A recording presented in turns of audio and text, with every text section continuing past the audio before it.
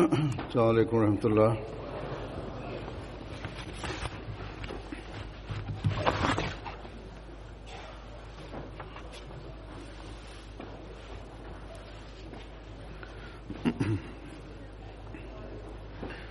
أشهد أن لا إله إلا الله وحده لا شريك له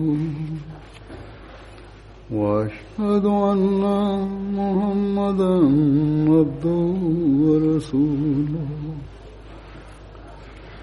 أما بعد فأعوذ بالله من الشيطان الرجيم بسم الله الرحمن الرحيم الحمد لله رب العالمين الرحمن الرحيم مالك يوم الدين إياك نعبد وإياك نستعين اهدنا الصراط المستقيم صراط الذين أنعمت عليهم غير المغضوب عليهم ولا الضالين.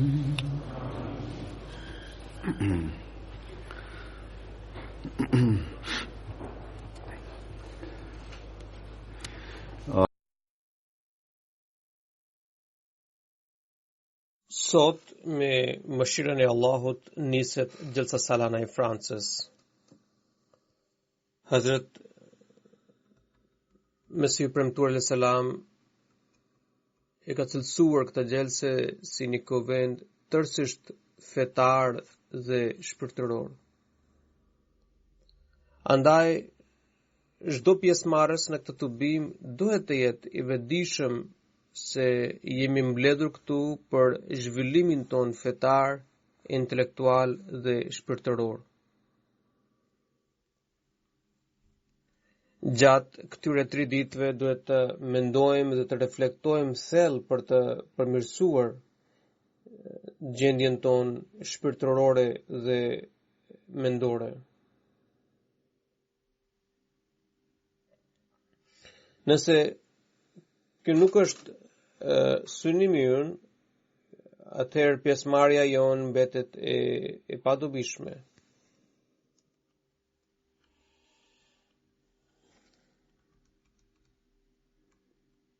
Në këtë kohë, bota po i largohet gjithnjë e më shumë besimit në Zot, dhe istarët e çdo feje po u devijohen mësimeve të tyre, po largohen nga mësimet e tyre. Po ashtu edhe studimet dhe statistikat që publikohen vazhdimisht tregojnë që pothuajse çdo vit numri i njerëzve që mohojnë ekzistencën e Zotit po rritet ndjeshëm. Madje gjendja e muslimanëve gjithashtu na tregon që ata quhen të tillë, pra quhen musliman vetëm me emër, dhe materializmi ka kapluar të gjitha vendet muslimane.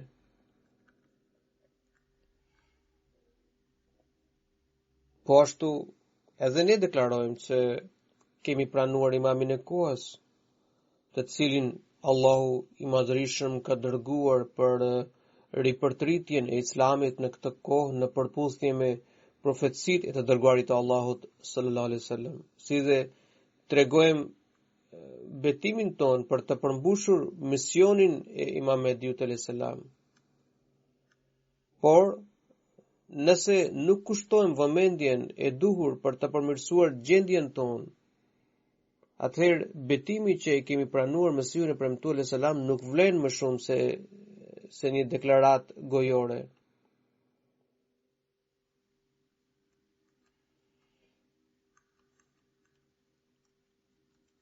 Pra, kjo do të mbetet vetëm një deklaratë gojore së cilës do t'i mungoj esenca dhe këtë deklaratë ose këtë betim nuk po përmbushim në realitet dhe pjesëmarrja jon në gjelsa do t'i ngjasoj pjesëmarrjes në një festival, pra sikur është një fest.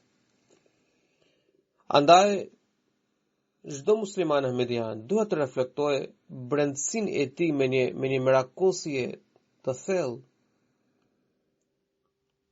Po të kemi parasysh qëllimin që ka paraqitur Mesihu premtuar selam për këtë gjelse dhe të reflektojmë gjendjen tonë në këtë perspektivë, do të arrijmë jo vetëm synimin tonë, por edhe të përfitojmë nga lutjet e Mesihut të premtuar selam. Në këtë rrugtim do të përpiqemi që këto lutje të pastrojnë dhe të zbukurojnë jetën tonë në këtë dynja, po ashtu në ahiret, dhe këto bekime të na shoqërojnë përjetësisht.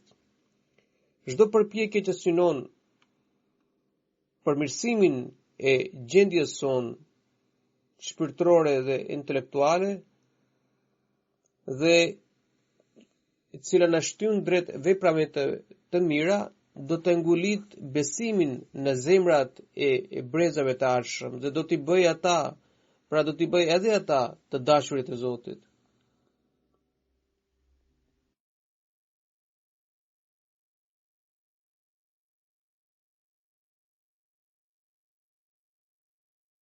Në një kohë kur njeriu po distancohet nga kryesi dhe rruga e besimit, pasardhësit tan do të bëhen udhërfues dhe pishtar për t'u treguar botës qenien e Zotit të gjallë.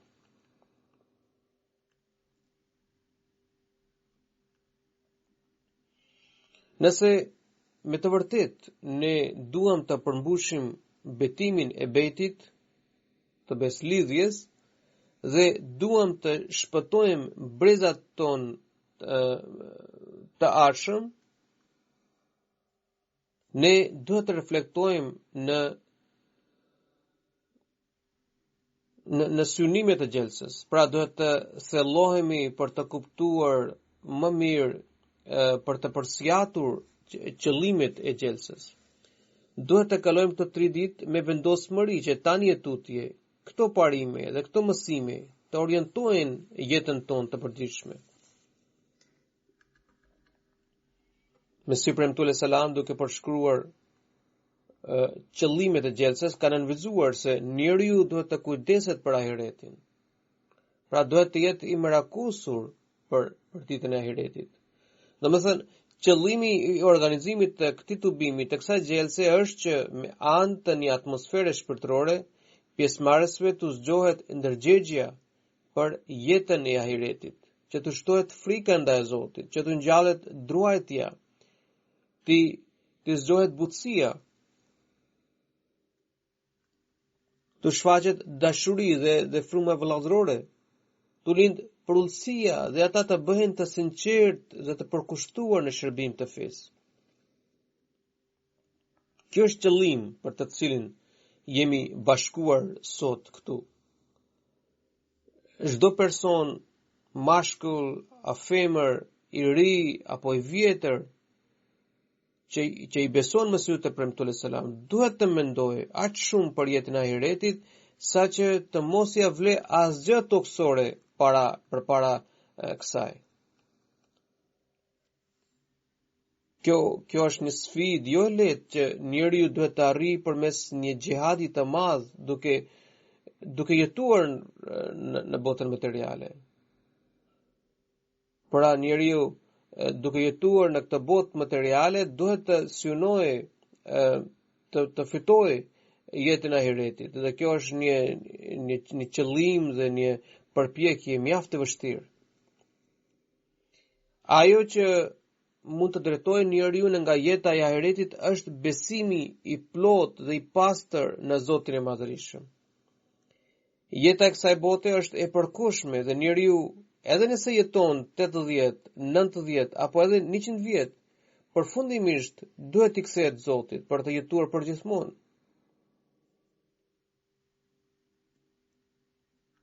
Pra jeta e ahiretit nuk ka fund, është e pafundme.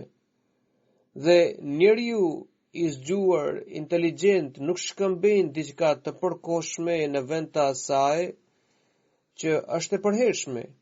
Megjithatë, në realitet ne humbasim jetën tonë të përhershme dhe zgjedhim këtë jetë të përkohshme dhe pastaj e quajmë veten të zgjuar dhe largpamës. Por besimtari duhet të veprojë në mënyrë krejtësisht tjetër, sepse druajtja e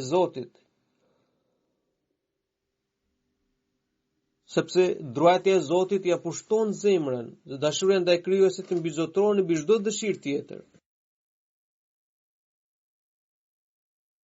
Duhet sqaruar që druajtja dhe frika ndaj Zotit nuk bron nga frika e dënimit që e pret në ahiret, por nga frika që ai të mos zemërohet me të, pra Zoti të mos zemërohet me robën. Njeriu mund të përmbahet porosive të Zotit vetëm atëherë kur ai e do atë me gjithë shpirt. Pra kur njeriu i përkushtohet Zotit, i flijohet Zotit tërësisht. Njeriu i tillë bën çdo vepër duke kujtuar për ahiretin. Ai është i bindur se vetëm Zoti ja plotëson nevojat dhe çdo dhuratë apo mirësi, qofshin materiale apo shpirtërore, burojnë vetëm prej tij.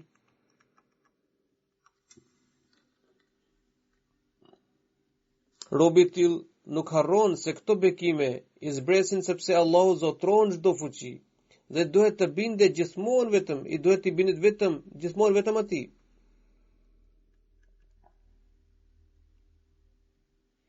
Zoti do të kënaqet kur robi kalon jetën duke i vënë në zbatim porositë e tij dhe duke ruajtur nga të ndaluarat, kur i nënshtrohet vetëm vullnetit të Zotit, kur i përmbahet druajtjes dhe përmbush të drejtat e njerëzve të tjerë. Pra kjo është rruga që duhet ndjekur nga njeriu për të fituar dhe për të tërhequr kënaqësinë e Zotit. Vetëm duke vepruar në këtë mënyrë njeriu mund të tërheqë bekimet dhe dhuntitë e Allahut, dhe të tillë janë ata që quhen robër të druajtur. Pra ata që i përmbahen çdo porosie të Allahut, të cilët kanë dëmshuri dhe butësi në shpirt, të cilët duan njëri tjetrin për hir të Allahut dhe jo për interesin personal. Po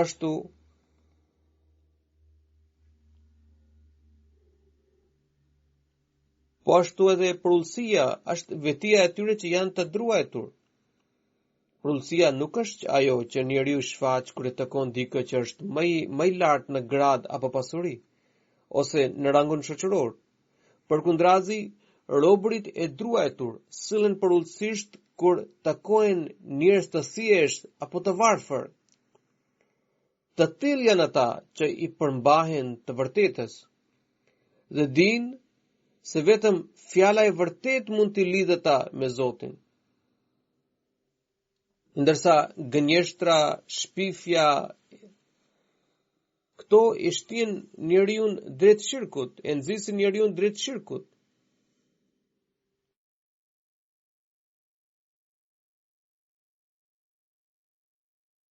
Një besimtar i cili gjithmonë mendon për jetën e ahiretit, i cili i friksohet Allahut dhe kupton rëndësinë e druajtjes, nuk mund të guxojë të gënjejë.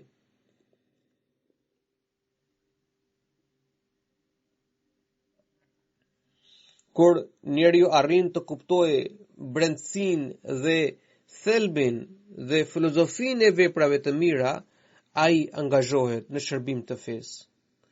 Përndryshe, ka qindra mira dietar musliman të cilët në dukje janë të angazhuar në shërbim të fesë, por në realitet po bëjnë padrejtësi në emër të Zotit.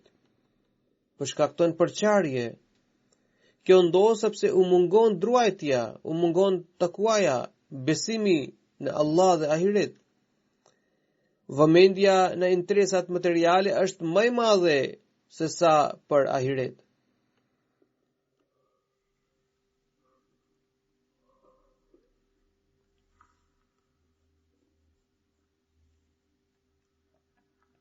Ne duhet të kuptojmë se Mesiu I premtuar alayhis salam na kërkon që të arrijmë brendësin, thelbin dhe jo të kënaqemi me lëvozhg. Prandaj na duhet të kontrollojmë qëllimin dhe niyetin ton për të marrë pjesë në xhelsa. A me të vërtet kemi një dëshirë të zjarrt për të arritur këto synime? Nëse kemi bërë gabime në të kaluarën për shkak të dobësive njerëzore, a kemi vullnet për të arritur nivele të larta me një vendosmëri të re?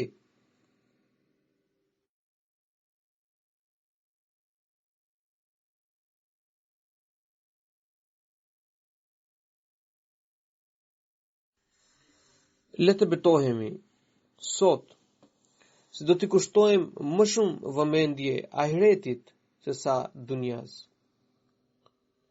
Druajtjes dhe dashurisë së Zotit do t'u japim e përsi kundrejt çdo gjëje tjetër, çdo tërheqje tjetër, çdo dëshire tjetër. Do të mundohemi ta kërkojmë gjithmonë atë shteg që na shton druajtje, i cili në qon drejt takuas.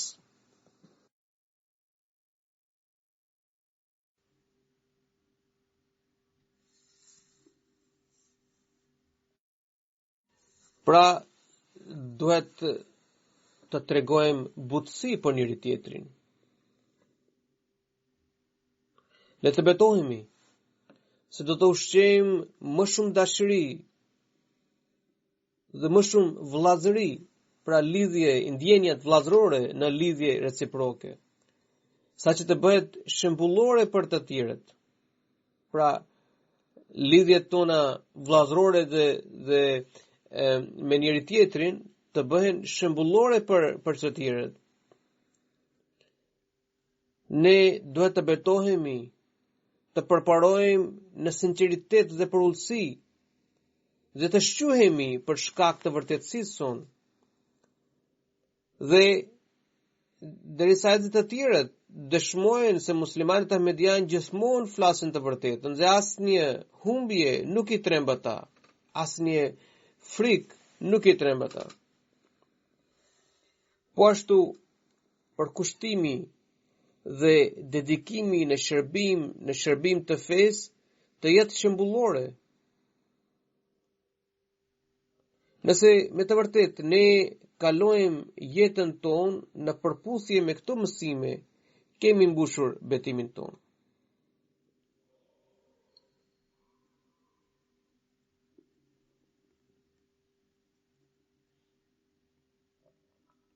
E jani të hartojmë planet tona për të arritur këto stacione, për të arritur këto nivele, këto standarde. Njeriu që brengoset për ahiretin dhe I druhet Allahut. Në rast të parë, ruan namazin e tij, ruan ibadetin e tij, dhe ai mundohet të arrijë këtë qëllim të jetës, që është saktuar dhe nga Allahu në Kur'an famlart, "Wa ma khalaqtul jinna wal insa illa liya'budun." Se unë nuk I kam krijuar gjindet dhe njeriun përveç se të më adhurojnë mua. Mesiu premtuar selam ka përkthyer këtë ajet në këto fjalë: "Unë kam krijuar gjindet dhe njeriun që ata të më adhurojnë mua."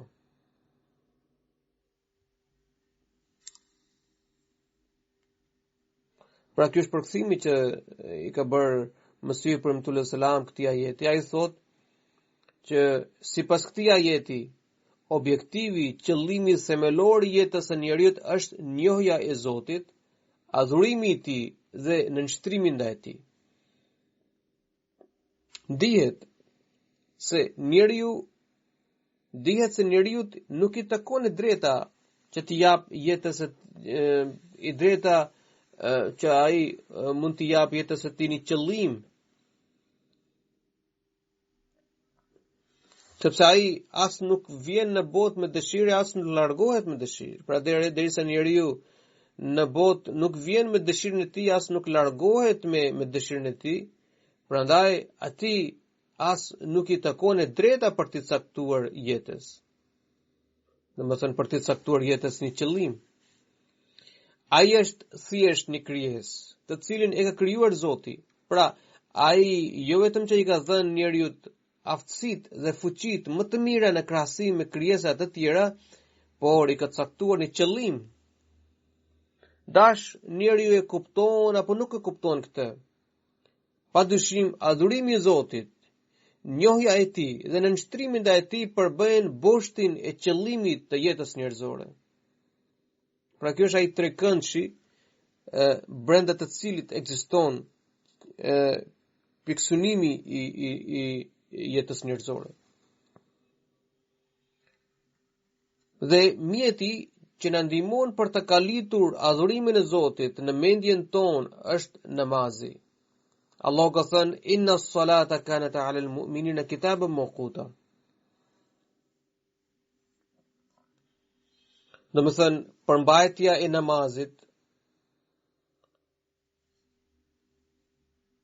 në kohën e tij është një obligim. Pra, falja e namazit në kohën e caktuar është një obligim. Mesih premtues selam ka thënë: "Porosia për të falur namazin në kohën e tij është mjaft e pëlqyeshme për mua." Pra, është një çështje shumë e dashur për mua. Thot, por shohim se njerëzit e kësaj kohe për çështje fare të parëndësishme neglizhojnë në kryerjen e namazit sipas orarit të tij dhe tregojnë shpërfillës ndaj tyre. Madje disa nuk falen as pak. Në vend të 5 namazeve të obliguara për shkak të përtatësisë, ata falen 3 apo 4 namaze, ndërsa Allahu I Madhërisëm ka porositur qartë për mbrojtjen e namazit. Allah ka thënë inna ma ya'muru masajid Allahi man amana billahi wal yawmil akhir. Xhamitë e Allahut I vizitojnë dhe I mirëmbajnë vetëm ata që besojnë Allahun dhe ditën e fundit. I dërguari I Allahut sallallahu alaihi wasallam ka thënë: Kur shikoni dikë se vjen rregullisht në xhami për ibadet, dëshmoni se ai është besimtar, sepse Allah ka thënë se vetëm ata I vizitojnë xhamitë e Allahut që besojnë në Allah dhe në ditën e ahiretit.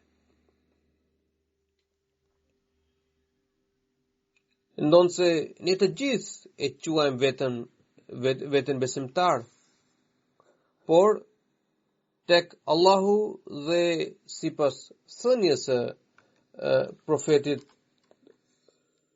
të tij sallallahu alaihi wasallam, besimtar janë vetëm ata që vizitojnë vazhdimisht shtëpinë e Allahut, që frekuentojnë në xhami dhe I besojnë atij dhe ditës së fundit për kryen ibadet në xhami.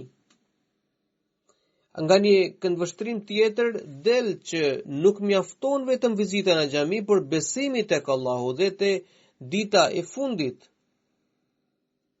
Pra, edhe këto çështje janë të rëndësishme. Një njeri që I beson Allahut dhe ditës së fundit kur nuk mund të bëjë veprime të dëmshme e të prapa në xhami. Pra, ato veprime që janë të pahishme dhe të pandeshme. Një besimtar I cili frekuenton dhe shkon në xhami nuk mund të bëjë.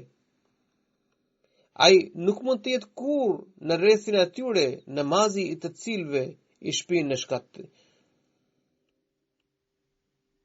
Pra, një njeri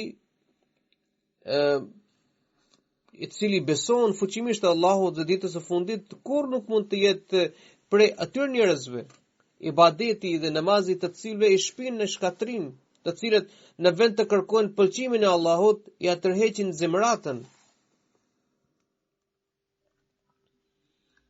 Përkundrazi, në brendësinë e tyre gjendet druajtja e sinqertë ndaj Allahut. Kanë butësi në zemër, që sillen me dashuri dhe dëmshuri e përullësi, I përmbahen gjithmonë të vërtetës, gjithmonë përpiqen të përhapin mesazhin e paqes së Islamit. Xhamit e këtyre besimtarëve janë vatrat e paqes, ku nuk afrohet përqarja apo ndasi. Kjo është arsyeja pse Allahu ka porositur për të qëndruar në atë xhami, baza e së cilës është druajtja e jo përqarje.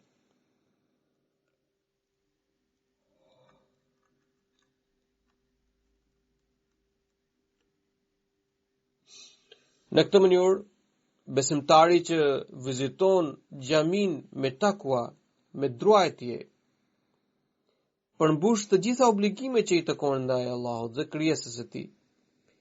I dërguari Allahut sallallahu alaihi wasallam këtyre robërve të zgjedhur u ka dhënë myshdhe në një hadith. Cili është ky lajm i gëzuar? I dërguari Allahut sallallahu alaihi wasallam ka thënë se në ditën e Kiametit, Allahu i Madhërisht në rast të parë do të kërkojë llogari për namaz, për ibadet. Dhe ai do të drejtohet engjëjve të tij duke thënë: kontrolloni namazin e robit tim.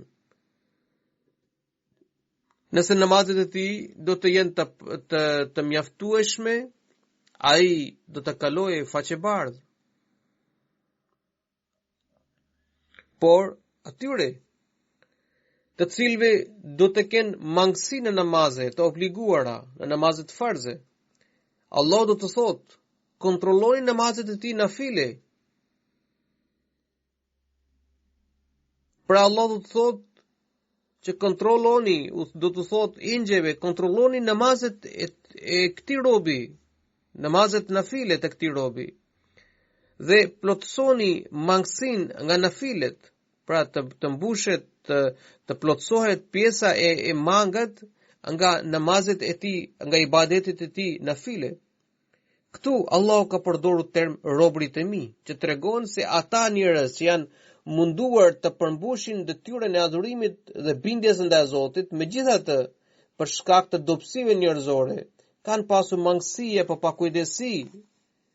Allah i Madhërisht për të falur robin e tij dhe për të plotësuar mangësinë në adhurim do të urdhërojë që nafilet të pranohen si farz.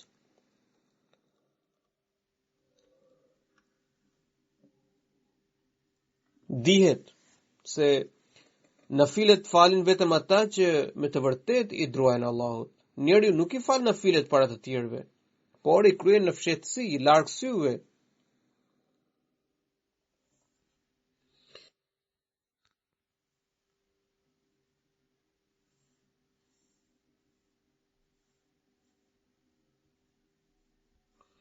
Kjo është një vepër e dalluar.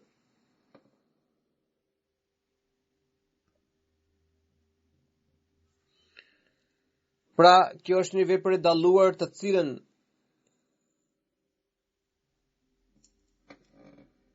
e bëjnë vetëm robër të druajtur të Zotit.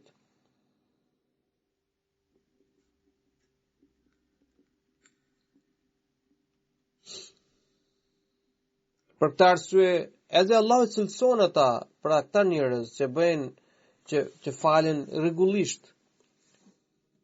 Allahu do t'i cilësojë këta njerëz si robrit e mi, sepse ata gjithmonë mundohen të largojnë dobësitë e tyre. Kjo sjellje e mëshirës së Zotit tregon se namazi nuk është diçka e parëndësishme, por në ditën e Kiametit, në ditën e fundit, njerëzve së pari do të kërkohet llogari për namaz. Allahu nëse na ka porositur për të kushtuar vëmendje namazit, ai gjithashtu na premton për mëshirën e tij. Se derisa njeriu ndjek adhurim dhe bindje me druajtje, atëherë shpërblimi i namazeve nafil do të barazohen me namazet farze. Nëse në një anë ky hadith na jep shpresë për falje, ai gjithashtu na nxit për të tërhequr mirësitë e Allahut përmes namazeve nafile. Në këtë mënyrë, besimtari i vërtet përkufizohet ai i cili jo vetëm që kujdeset për obligimet e tij, për detyrat e tij, por edhe për veprat që duhet të bëjë vullnetarisht, sepse nafilet plotësojnë mangësinë e farzeve, mangësinë e obligimeve, detyrave.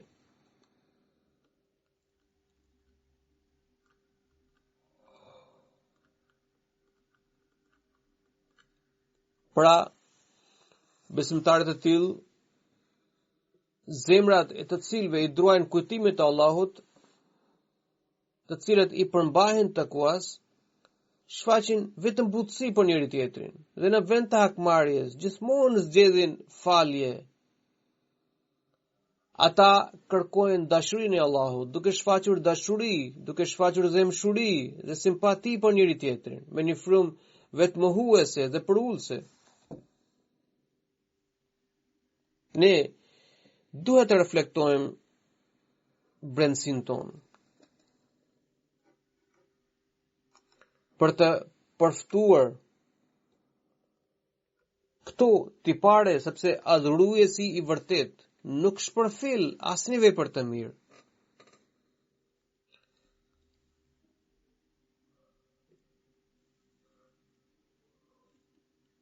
Por njeriu i vrazhë dhe i ashpër në sjellje dhe familja e të cilit njeriu i vrazhë dhe i ashpër në sjellje, familja të cilit vuan për mizorisë së tij, gjithashtu është i privuar nga takwaja, është i larguar është larg për druajtjes së Zotit. Po ashtu edhe ato gra që nuk i përmbushin përgjegjësitë që u takojnë ndaj bashkëshortëve apo fëmijëve të tyre dhe bëjnë kërkesa të padrejta, janë privuar nga takwaja. Prandaj vetëm ata që sulen me zemshuri, dashuri dhe butësi me njëri tjetrin kanë gjetur takwan.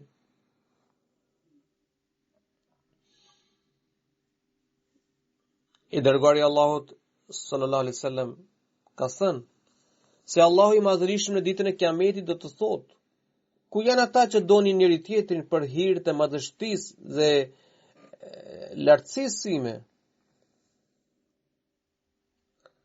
Pra, ku janë ata njerëz që e donin njëri tjetrin për hirin tim?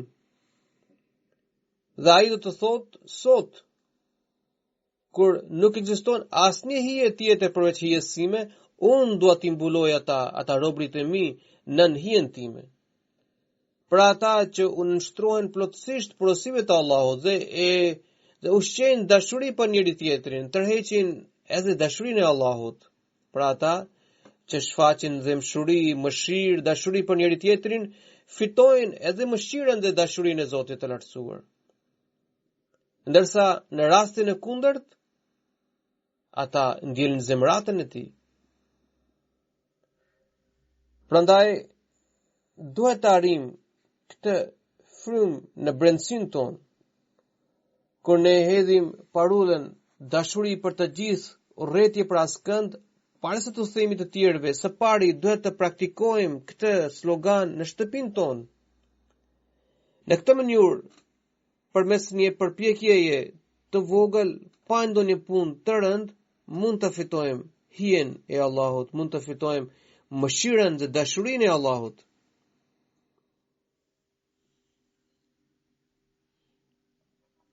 I dërguari i Allahut sallallahu alaihi wasallam ka thënë: muslimani është vllai i muslimanit. Ai nuk i bën padrejtësi dhe as nuk e lë të vetmuar e të papërkrahur. Robi që angazhohet për të gjetur zgjidhje nevojave të vllait të tij, Allahu garanton t'i plotësojë nevojat. Robi që largon vështirësinë dhe brengën e vllait të tij musliman, ditën e Kiametit, Allahu do t'i paksojë një prej brengave të tij. Robi që sulet me fisnikëri dhe nuk përhap të metat e vllait të tij, pra nuk e publikon ata, nuk zbulon të tjerëve, Allahu do t'i mbulojë të metat në ditën e Kiametit.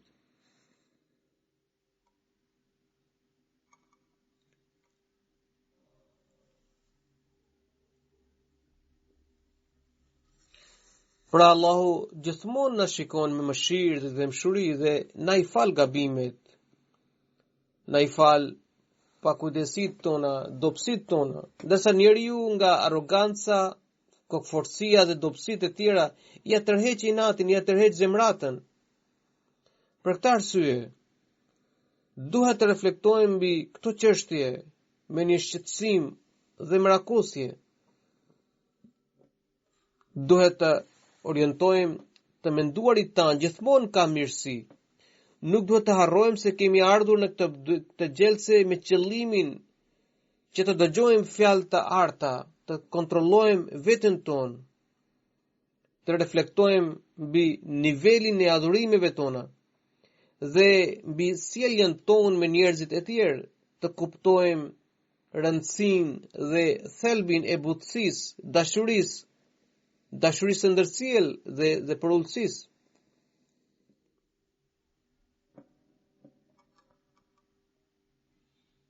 Kjo çështje është e rëndësishme sepse kemi lidhur beslidhje me Mesiun e premtuar alayhis salam. Dhe i kemi thënë, i kemi betuar se do t'i shmangemi plotësisht shirkut. Pra nuk do të adhurojmë asgjë tjetër përveç Allahut. Ne jemi betuar se do të kryejmë jo vetëm namazet e obliguara, namazet farze, por edhe namazet nafile. Pra ato që janë vullnetare, që njeriu bën në mënyrë plotësisht vullnetare. Po ashtu jemi betuar se nuk do të shkaktojmë, nuk do t'i bëjmë asnjë dëm njerëzve në përgjithësi dhe muslimanëve në veçanti në ndikimin e trusnis instinktive. Pra, në presionin e ndjenjave vetjake, nuk do të sjellim asnjë dëm, asnjë vështirësi njerëzve në përgjithësi dhe muslimanëve në veçanti. Kjo porosi nuk vlen vetëm për anëtarët e xhamatit. Pra, kjo nuk është që ne do të sillemi mirë me anëtarët e xhamatit, me hamedian të tjerë, por apo vetëm për muslimanët në përgjithësi, por përfshin, pra kjo porosi përfshin të gjithë njerëzit në përgjithësi. Ne duhet të kemi vetëm dashuri dhe simpati për mbar njerëzimin.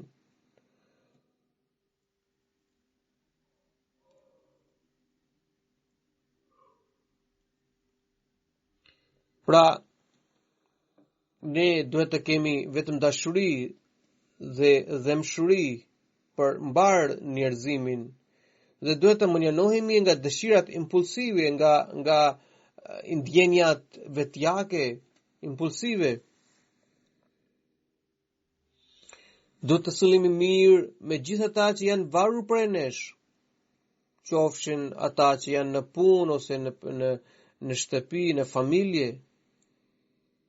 Ne duhet të arrijmë atë shkallë në karakter që nëse dikush dëshiron të na kontrollojë sipas standardeve të një besimtari të vërtet, ai të gjejë vetëm konfirmim dhe përgjigje pozitive.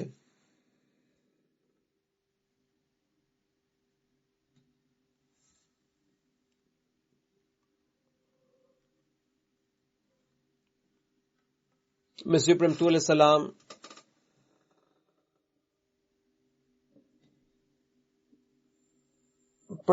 Mesiu premtuar alayhis salam në kushtet e betit ka deklaruar që betbërsi, ai që betohet në bet edhe beslidhje me mua, të largohet plotësisht nga arroganca dhe kryenetësia dhe të përmbahet përullësisë dhe modestisë.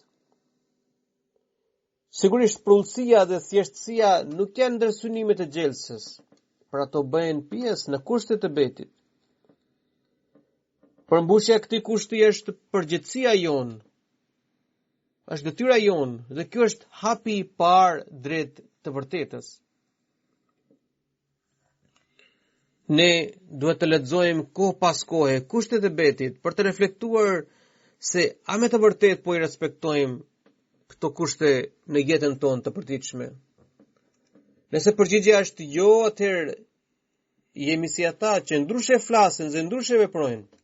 Kategori që është plotësisht e papëlqyeshme tek Zoti i Lartësuar. Atëherë, sjellja jonë në vend që të shfaq vërtetësinë tonë do të nxjerrë në pa mashtrimin dhe hipokrizinë tonë. Derisa ekziston kjo mos përputhja kjo mos përputhje midis fjalës dhe veprës, nuk kemi të drejtë të proklamojmë ose të deklarojmë për përkushtimin dhe angazhimin ton ndaj fesë.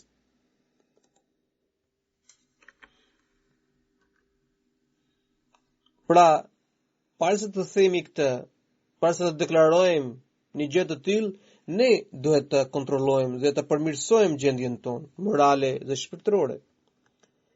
Padyshim, Mesiu premtuar alayhis salam është prej Zotit dhe deklarata e tij është plotësisht e vërtetë. Sigurisht, Allahu i ka premtuar arritje dhe suksese të mëdha, si dhe për një xhamat të sinqertë dhe të devotshëm. Por nëse ne kemi ngecur në një drejtë të ulët dhe jemi kënaqur me gjendjen tonë, atëherë nuk do të jemi pjesë e atyre që janë përkrahas të tij. Përkundrazi, për të fituar bekimet e betit, duhet të reflektojmë në gjendjen tonë. Po ashtu të mendojmë për qëllimet e gjelsës. Duhet të meditojmë, duhet të përsjatim rreth këtyre synimeve. Është patjetër, është mëshira e Zotit që kemi këto 3 ditë për të reflektuar. Janë këto ditë të përshtatshme për të përsjatur, për të medituar. Dhe secili nga ne duhet të bëjë këtë reflektim dhe meditim. Në vend të harxojmë kohën në biseda të padobishme, në muhabete që nuk na sjellin asnjë fitim, ne duhet të kalojmë kohë në lutje dhe istikfar, në kërkim falje për Zotin të lartësuar. Mesiu premtuar alayhis salam ka thënë: ju drejtohem të gjithë xhamatit tim që jeni të pranishëm këtu, si dhe atyre që gjenden në vendet e tyre. Dëgjoni me vëmendje këtë porosi. Qëllimi për të cilin përqafoni këtë xhamat dhe krijoni lidhshmërinë e ndërsjellë me mua si mësues nxënës shpirtëror është që të arrini shkallën më të lartë të mirësjelljes, të fatbarësisë dhe takwas, dhe të mos ju afrohet as pak asnjë çrregullim, sherr apo keqësjellje. Falni namazet e 5 vakteve me xhamat dhe mos gënjeni.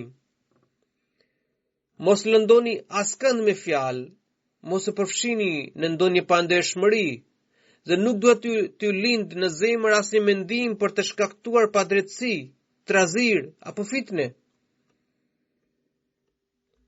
Shkurt, duhet të rini larg çdo lloj mëkati, krimi, vepre dhe fjalë të ndaluar, ndjenje të ulta vetjake dhe veprimin të kotë dhe të bëheni robër zemërpastër, të pasherë dhe të përullur të Zotit të Madhërisëm.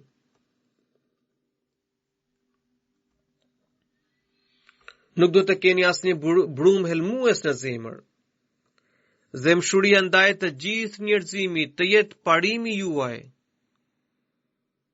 Ti friksoheni Zotit të Madhërisëm dhe ti ruani gjuhën, duar dhe ndjenjat e zemrës suaj nga çdo lloj papastërtie.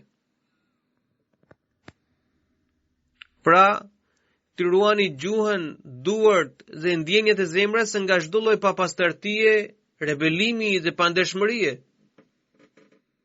Të falni namazet e 5 vakteve me shumë përkushtim dhe të shmangeni mizorisë, shkeljes, uzurpimit, rishfetit, rrëmbimit të drejtave dhe mbështetjes së padrejtë, dhe të mos qëndroni në shoqëri të keqe.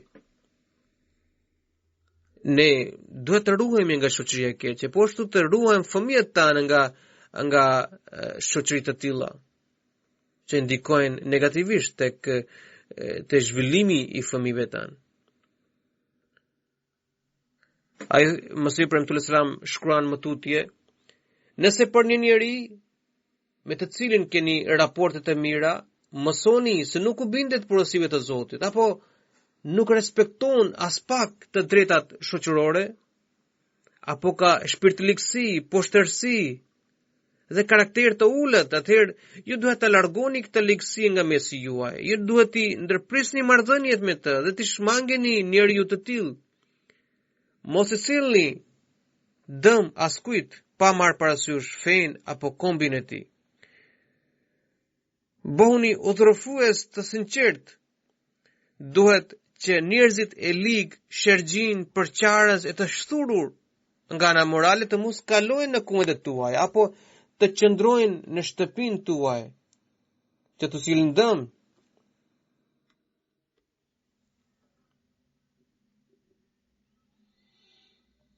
Pra, çdo musliman ahmedian do të kërkojë një shoqëri të mirë, të dobishme, të sinqert, që e nxit drejt Zotit, që e shtyn drejt Zotit, dhe jo anasjelltas. Mesih premtues selam shkruan: duhet që takimet tuaja të mos jenë me papastërti, përqeshje dhe nënçmim. Hecni nëpër tokë duke qenë zemër pastër, shpirt mirë dhe mendje dëlir, dhe mbani i mend, jo çdo gjë, jo çdo e keqe është e denjë të luftohet. Andaj ju duhet që në shumicën e rasteve të falni, të toleroni e të punoni me durim dhe vetëpërmbajtje. Mos sulmoni dikë padrejtësisht dhe mbajini nën kontroll ndjenjat tuaja. Kur bisedoni rreth fesë, flisni fjalë të buta, të tregoni kulturë. Por nëse bashkëbiseduesi sillet me ignorancë, duhet t'i thoni përshëndetje dhe të largoheni prej tij. Zoti dëshiron t'i bëjë një xhamat që është shembullor në virtyte dhe mirësjellje. Andaj zgjohuni dhe për një mend bëhuni zemër dëlir, të përullur dhe të sinqert. Ju do të ndiheni, pra ai thot, ju do të njiheni nga namazet tuaj të 5 vakteve dhe nga gjendja juaj morale. Ai që ka farën e ligësisë nuk mund t'i përmbahet kësaj këshille. Allahu në mundsoft të përmbushim për një mend betimin e betit me Mesihun e premtuar alayhisalatu wassalam, të ndjekim porosit dhe këshillat e tij dhe përmes kësaj gjelse të arrim të përmirësojmë gjendjen tonë shpirtërore, fetare dhe mendore. Allahu në mundsoft të arrim qëndrueshmëri në vepra të mira.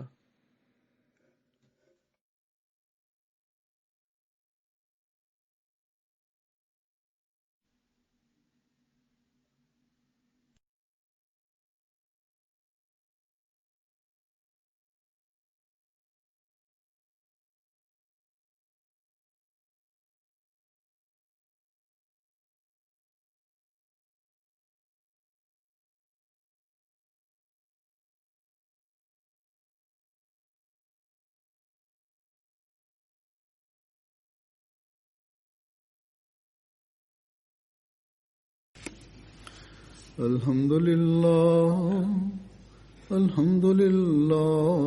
nahmaduhu wa nasta'inuhu wa nastaghfiruhu wa nu'minu bihi wa natawakkalu alayhi wa na'udhu billahi min shururi anfusina wa min sayyiati a'malina. من يهده الله فلا مضل له ومن يضلل فلا هادي له ونشهد أن لا إله إلا الله ونشهد أن محمدا عبده ورسوله.